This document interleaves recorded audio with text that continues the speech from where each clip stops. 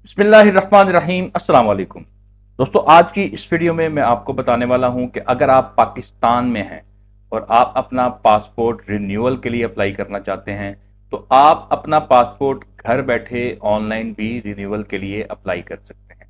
तो passport online renew के लिए अप्लाई करना है तो उसके लिए सिंपल आपने गूगल क्रोम पर जाना है और यहां आप सर्च बार पे लिखेंगे ऑनलाइन mrp.dgip.gov.pk एंटर कर देंगे।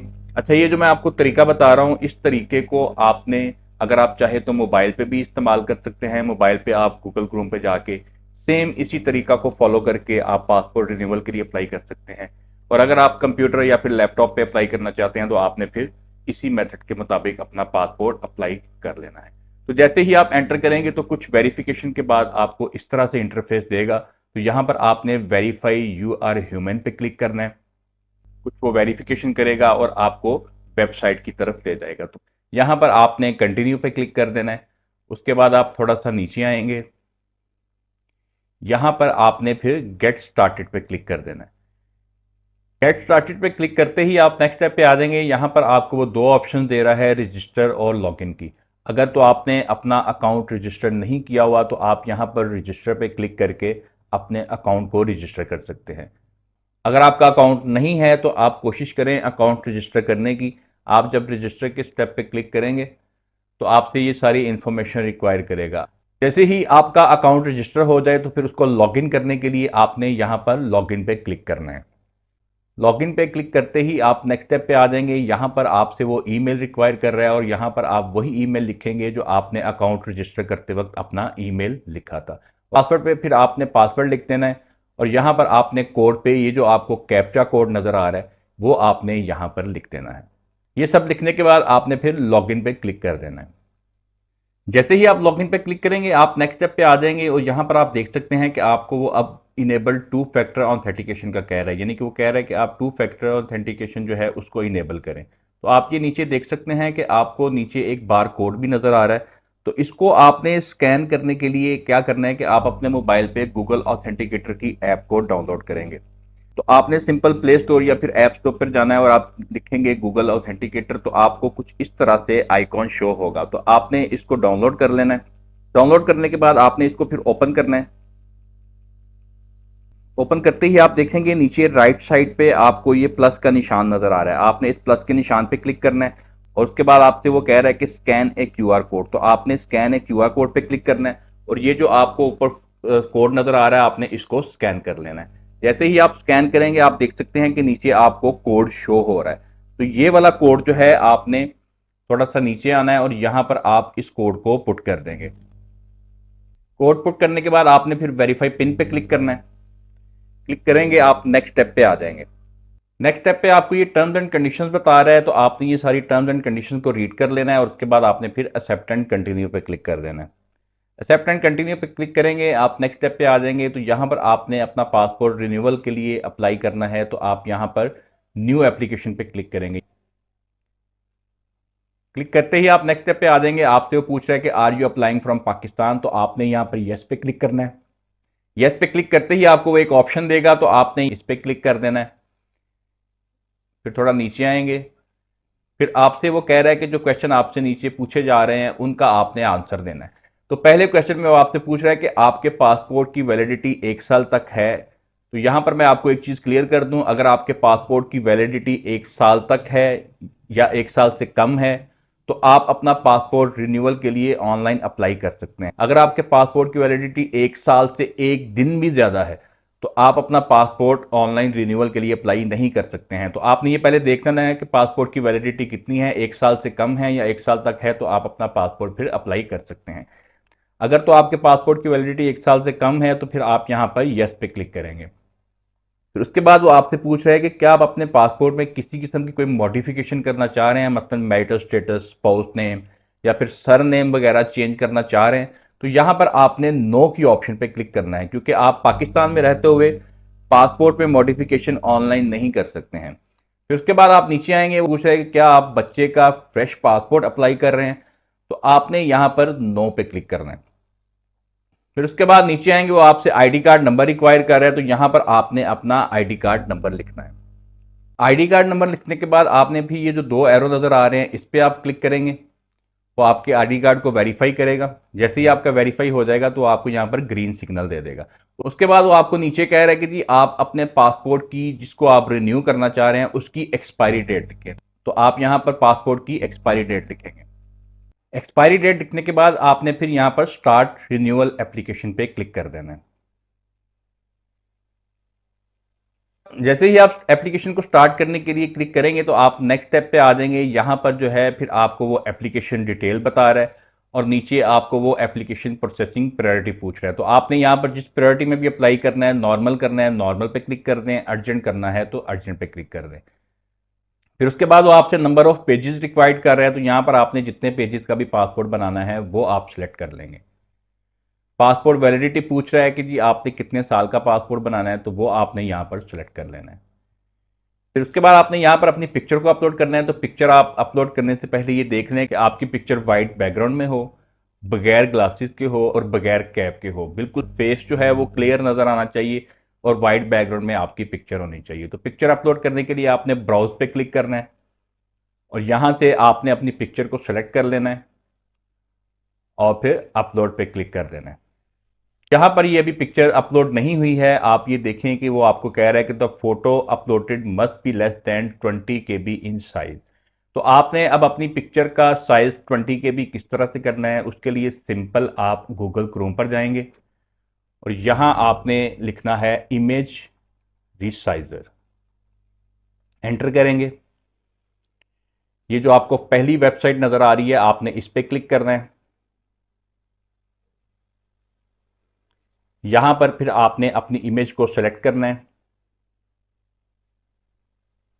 इमेज को सेलेक्ट करेंगे।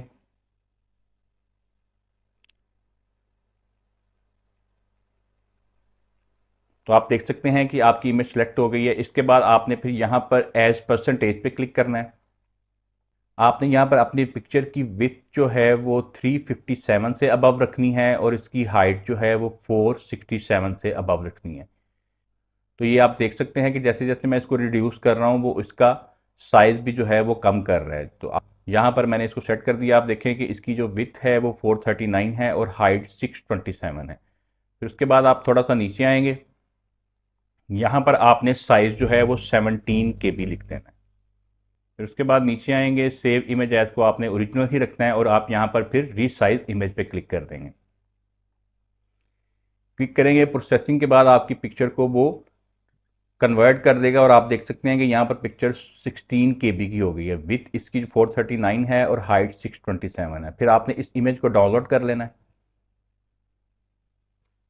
अब पिक्चर अपलोड करने के लिए आप बैक आ जाएंगे और यहाँ पर आपने दोबारा फिर ब्राउज पे क्लिक करना है और फिर जो पिक्चर आपने 20 KB में बनाई है उसको आपने सेलेक्ट कर लेना है और आपके बाद और अपलोड करने के लिए आप फिर अपलोड पे क्लिक कर देंगे। तो अभी आप ये देख सकते हैं कि वो कह रहा है कि your photo meets the specification. तो इस तरह से आपने अपनी पिक्चर का साइज चेंज करके इसको अपलोड कर देना है। फिर थोड़ा सा नीचे आएंगे, आप कंट्री ऑफ रेजिडेंस उसने ऑलरेडी सिलेक्ट किया हुआ है और यहाँ पर आपने अपना पासपोर्ट ऑफिस सेलेक्ट करना है, जिस पासपोर्ट ऑफिस से अपना पासपोर्ट आप कलेक्ट करेंगे। ये पासपोर्ट आपको घर के एड्रेस पे डिलीवर नहीं होगा, बल्कि आपका ये पासपोर्ट ऑफिस जाएगा। तो आपके आईडी कार्ड पे जो एड्रेस लिखा हुआ है, जिस शहर में आप रह रहे हैं, आपने उस शहर का पासपोर्ट ऑफिस सेलेक्ट कर लेना है। ये सब लिखने के बाद आपने फिर सेव पे क्लिक कर देना है। जैसे ही आप सेव पे क्लिक करेंगे आप नेक्स्ट स्टेप पे आ जाएंगे। वो आपको पर्सनल डिटेल्स दिखा रहा है, नाम सरनेम वगैरह उसने ऑलरेडी प्रोफेशन लिखा हुआ है। क्वालिफिकेशन में आपने अपनी क्वालिफिकेशन लिख देनी है। फिर उसके बाद वो आपसे पूछ रहा है कि आपने बाहर कोई असाइलम वगैरह अप्लाई किया हुआ है, तो यहाँ पर आपने नो पे क्लिक कर देना है। तो आपसे दोबारा वो पूछ रहा है कि आपके पास असाइलम स्टेटस में कोई रेजिडेंट कार्ड वगैरह है, तो यहाँ पर आपने नो पे क्लिक कर देना है। फिर आपसे पूछ रहा है कि आर यू ड्यूल नेशनल, तो आपने यहाँ पर अपने हिसाब से अपनी ऑप्शन को सिलेक्ट कर देना है।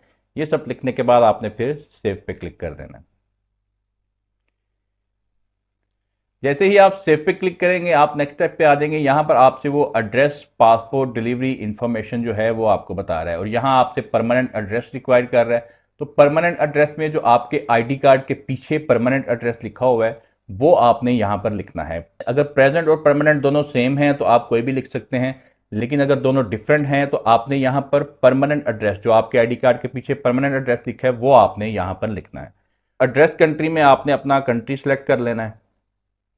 प्रोविंस में आपने अपना प्रोविंस सेलेक्ट कर लेना है। सिटी में आपने अपना सिटी सेलेक्ट कर लेना है। पोस्टल कोड अगर आपको पता है तो आप लिखते हैं, नहीं तो आप इसको छोड़ सकते हैं। उसके बाद आपने नीचे आना है। एड्रेस लाइन 1 में आपने अपना कंप्लीट एड्रेस जो आईडी कार्ड के मुताबिक लिखा हुआ है वो आपने एड्रेस लाइन 1 में लिखना है। अगर आपका एड्रेस लाइन 1 में पूरा नहीं आता है तो आप फिर ऑप्शनल एड्रेस लाइन 2 की ऑप्शन को भी इस्तेमाल कर सकते हैं। ये सब लिखने के बाद आपने फिर सेव पे क्लिक कर देना है। सेव पे क्लिक करते ही आप नेक्स्ट स्टेप पे आ जाएंगे। यहाँ पर अपना कॉन्टैक्ट नंबर लिख देंगे। कॉन्टैक्ट नंबर लिखने के बाद आपने फिर सेव पे क्लिक कर देना है। तो जी दोस्तों, जैसे ही आप सेव पे क्लिक करेंगे आप नेक्स्ट स्टेप पे आ जाएंगे। तो यहाँ पर अब आप देख सकते हैं कि आपसे वो सपोर्टिंग डॉक्यूमेंट रिक्वायर्ड कर रहा है। तो आपने ये जो आपको डॉक्यूमेंट शो हो रहे हैं, आपने ये तमाम तरह डॉक्यूमेंट्स जो हैं वो अपलोड करने हैं। सबसे पहले वो आपसे रिक्वायर कर रहा है कि please verify your fingerprint via पाक आइडेंटिटी ऐप। तो आपने पाक आइडेंटिटी ऐप के ज़रिए अपने फिंगर्स को कैसे वेरीफाई करना है, इस पर मैंने एक तफसील के साथ वीडियो बनाई हुई है। आप लिंक पे क्लिक करके फिंगर्स किस तरह से वेरीफाई किए जाते हैं आप मुकम्मल तरीका वहाँ से सीख सकते हैं। फिर उसके बाद वो आपसे रिक्वायर कर रहा है कि जी प्लीज़ प्रोवाइड CNIC। तो आपने यहाँ पर अपना CNIC front back picture upload करनी है। किस तरह से करनी है, सबसे पहले आप ऊपर देख रहे हैं कि ऊपर आपको सपोर्टिंग डॉक्यूमेंट टाइप जो है वो नज़र आ रहा है, नीचे सेलेक्ट नज़र आ रहा है। यहाँ पर आप सेलेक्ट पे क्लिक करेंगे तो आपको कुछ ऑप्शन नज़र आएंगी। तो आपने उन ऑप्शन में से कॉपी ऑफ CNIC नाइकोप की ऑप्शन को सिलेक्ट कर लेना है। जैसे ही आप सिलेक्ट करेंगे तो आपने फिर अपने डॉक्यूमेंट को अपलोड करने के लिए ब्राउज पे क्लिक करना है। जैसे ही आपकी फाइल अटैच हो जाएगी तो अटैच करने के बाद आपको ये ब्राउज के साथ जो अपलोड का ऑप्शन नज़र आ रहा है आपने अपलोड पे क्लिक कर देना है। अपलोड पे क्लिक करेंगे आपका आईडी कार्ड अपलोड हो जाएगा। इसी तरह से वो आपसे आपके प्रीवियस पासपोर्ट की कॉपी रिक्वायर कर रहा है। तो आपने जिस तरह से अपना CNIC अपलोड किया है इसी तरह से आपने अपना पुराना जो पासपोर्ट है उसका फर्स्ट पेज वो भी आपने अपलोड करना है। अपलोड करने के लिए सेम उस तरह से आप सपोर्टिंग डॉक्यूमेंट में जाएंगे, सेलेक्ट पे क्लिक करेंगे, आपको ऑप्शन नजर आएगी प्रीवियस पासपोर्ट कॉपी की। तो आपने प्रीवियस पासपोर्ट कॉपी की ऑप्शन को सिलेक्ट कर लेना है और आपने फिर ब्राउज पे जाके अपने पासपोर्ट की कॉपी को भी अपलोड कर देना है। फिर उसके बाद वो आपसे जिस तरह से मुझसे यहाँ पर रिक्वायर कर रहा है please provide passport page number 12, आपसे वो कोई भी आपके पासपोर्ट का पेज नंबर रिक्वायर कर सकता है। तो आपसे जो भी रिक्वायर किया जाए आपने उसी तरह से सपोर्टिंग डॉक्यूमेंट में जाना है। आपसे जो पासपोर्ट पेज नंबर रिक्वायर किया जा रहा होगा वो आपको शो किया जाएगा। तो आपने उस पर क्लिक करके आपने अपने पासपोर्ट के पेज को भी अपलोड कर देना है। यहाँ पर आपसे वो आपके पेरेंट्स का CNIC रिक्वायर नहीं कर रहा है। मैं आपको यही मशवरा दूंगा कि आप यहाँ पर अपने पेरेंट्स के CNIC भी अपलोड ज़रूर करें। ये तमाम तरह डॉक्यूमेंट अपलोड करने के बाद आपने फिर सेव पे क्लिक कर देना है। सेव पे क्लिक करेंगे तो आपको रिव्यू का कहेगा, तो आपने अपनी सारी एप्लीकेशन का रिव्यू कर लेना है। ये आपने सारी एप्लीकेशन का रिव्यू कर लेना है। अगर किसी किस्म की कोई मिस्टेक है तो आप बैक जाके अपनी उस मिस्टेक को क्लियर भी कर सकते हैं। अगर सब कुछ ठीक लिखा हुआ है तो डेक्लेरेशन आपने ये सारे एक्सेप्ट कर लेने हैं। ये जो आपको डेक्लेरेशन नज़र आ रहे हैं ये सारे आपने एक्सेप्ट कर लेने हैं। एक्सेप्ट करने के बाद आपने सेव पे क्लिक कर देना है। जैसे ही आप सेव पे क्लिक करेंगे तो ये प्रोसीड टू पेमेंट की ऑप्शन आपके लिए ओपन हो जाएगी। तो आपने पेमेंट करने के लिए प्रोसीड टू पेमेंट पे क्लिक करना है। वो आपसे आपकी बैंक की तमाम डिटेल जो है वो रिक्वायर करेगा, आपका नाम, एड्रेस वगैरह हर चीज़ रिक्वायर करेगा। आपने कंटिन्यू करना है। फिर उसके बाद वो आपसे आपके कार्ड की डिटेल्स रिक्वायर करेगा। तो कार्ड अगर आपके पास कोई क्रेडिट कार्ड है, मास्टर कार्ड है, डेबिट कार्ड है, आप उससे अपनी पेमेंट कर सकते हैं। अगर आपके पास कार्ड नहीं है तो आप जैज़ कैश और इजी पैसा के थ्रू भी अपने पासपोर्ट की पेमेंट कर सकते हैं। पासपोर्ट की पेमेंट कंप्लीट करने के बाद आपने एक चीज़ का खास ख्याल रखना है कि आपने टोकन रिसीट ज़रूर डाउनलोड करना है। जैसे ही आपकी एप्लीकेशन सक्सेसफुली सबमिट हो जाएगी तो आपने टोकन रिसीट डाउनलोड करना है। टोकन रिसीट किस तरह से डाउनलोड करते हैं इस पर भी मेरी एक मुकम्मल वीडियो मौजूद है, मैं उसका भी लिंक डिस्क्रिप्शन में डाल दूंगा। आपने उस लिंक पे क्लिक करके मुकम्मल तरीका सीख लेना है कि किस तरह से आप टोकन रिसीट डाउनलोड कर सकते हैं। टोकन रिसीट डाउनलोड करना इसलिए ज़रूरी है कि जब आप अपना पासपोर्ट कलेक्ट करने के लिए जाएंगे तो तब वो आपसे टोकन रिसीट रिक्वायर करेंगे। तो आपने उस टोकन रिसीट को साथ ले जाना है और अपना पुराना पासपोर्ट और CNIC साथ ले जाएंगे तो आपका पासपोर्ट आपको हैंड ओवर कर दिया जाएगा।